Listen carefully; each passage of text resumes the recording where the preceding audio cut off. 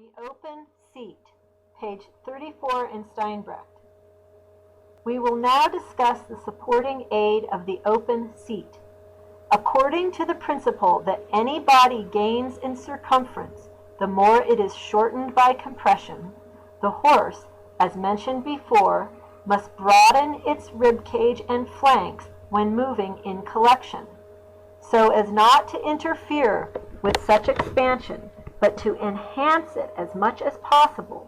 The rider must intentionally open his thighs and knees when collecting the horse in movements that require considerable lowering and weighing of the hindquarters.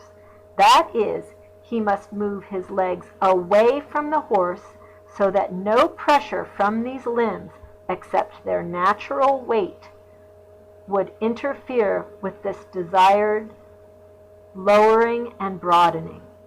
The main requirement for this supporting aid is that the legs remain in a flat position so that the hips always retain their proper position on the plumb line.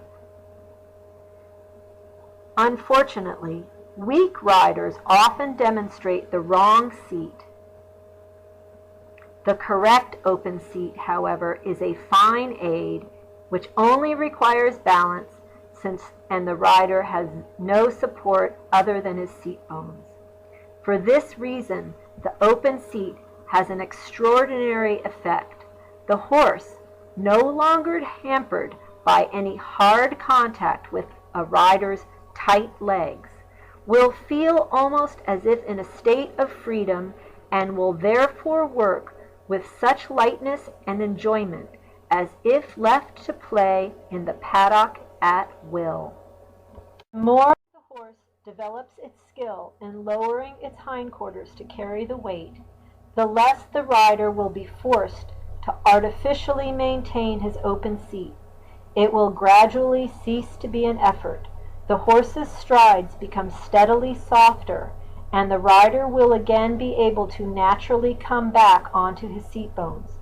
The collected horse, with his broadened flanks, will fill the rider's open legs in such a way that they are held in the open position and take up a soft contact with the horse's body.